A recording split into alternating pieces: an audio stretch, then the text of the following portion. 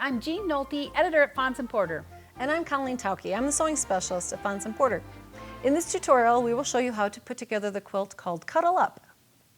This is a really fun quilt that is made with plush fabric, and I know sometimes people are kind of afraid of working with this, but they really shouldn't be if you use just a few simple tips. It's not that hard to work with. I made this one, I know, it's not bad. So this starts with 10-inch squares of the Cuddle plush fabric, and then you'll just need a few pieces of a background or an accent of some sort. Right. So the first thing that we need to do when we're working with Cuddle is to stabilize it, and we're going to use strips of interfacing ironed onto the back to do that. Now, interfacing is something that you might be familiar with if you worked doing garment sewing. It is a non-woven product. It has a kind of a plasticky bead feel to one side. That's the glue that's applied to one side. The other is a soft side. What we're going to do is have you cut 1-inch strips of that interfacing, the lengthwise direction, which would be where the selvage on a piece of fabric. So lengthwise. The reason why we're cutting lengthwise is lengthwise they have stability, and that's what we want to gain in our project. If we were to cut the other direction, you'll notice what happens to it. It has no integrity. So we want lengthwise strips. You can even just cut a little piece of the product beforehand and test it to make sure you get the lengthwise strips. Right. Okay. So I've already started on this square, and you can sort of see I put a strip across the top and a strip across the bottom. Now I've cut another strip that just overlaps the first two, and I'm going to just press that just lightly. I'm not using steam.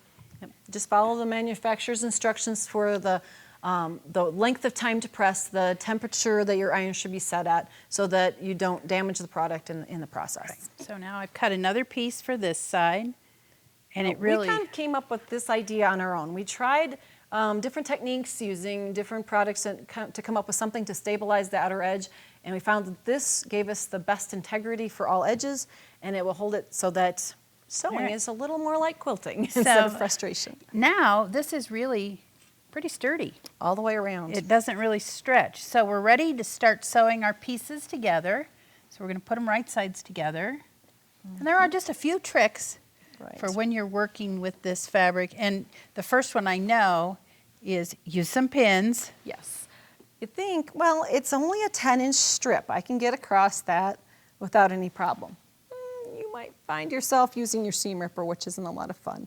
So a few pins to hold those edges, because it does have a loft to it, so it means the pieces want to ride back and forth. The other thing we're going to do is change to a walking foot with a sewing machine. And then you're also going to want to set your stitch length between 3 and 3.5. So normally we're sewing and quilting things 2.5. So it's a little bit longer stitch than normal. That ensures that if you have to take it apart, you can actually find the stitches because they will embed themselves in the fibers. The last thing is we're going to make 1/2 inch wide seam allowances. So different than most quilting. This is a bigger seam allowance. Quarters would be very hard to ride right along the edge of the fabric. And so we've increased that seam allowance to 1/2 inch and found that that worked really well. And any little thing you can do like that to make it easier makes it a lot more fun to sew on. Reverse sewing is just not an enjoyable activity. Never a good time. And as we get to the other side, you'll notice that my edges have stayed very much the same length as they started out. One did not grow over the other. Looks that's perfect. The idea. So we're going to also press seams open when we do this. This is another thing that we've kind of added in. Some will tell you don't press any seam allowances. You'll get a lot of bulk that way. And if you just use the nose of your iron to go in there and lightly open up that seam allowance, and it takes just a little bit of time and a little patience, but it'll be a flatter product, and your seams will lay a lot flatter in the end. So get that? That's basically. Yep. That's the idea. The problem with putting the whole iron down on it is that some of the fabrics are sculptured. Yes. And you'll flatten them right out and take that out of them. So you don't want to use the whole sole of the iron on there.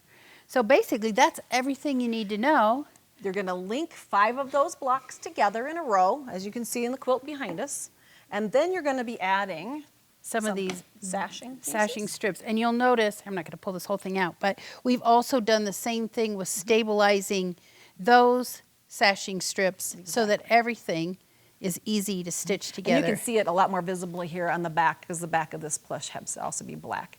So you can tell that way when you're adding piece to piece, everything will stay nice and Right, and then once you've made your rows of squares and put the black strips in between them, you just have to put borders on the outside, and you do that with the same method you would with any quilt.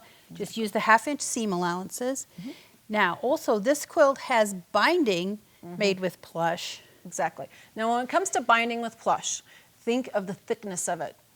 We have already created a Sew Easy with binding with plush, so we're going to ask you then to go and view that when you get to the binding. It's a lot to take in at once, and we don't want to overwhelm you and want you to have success with your quilt. So if you would go to videofawnsamporter.com, you can find binding with plush there. Thanks for joining us today.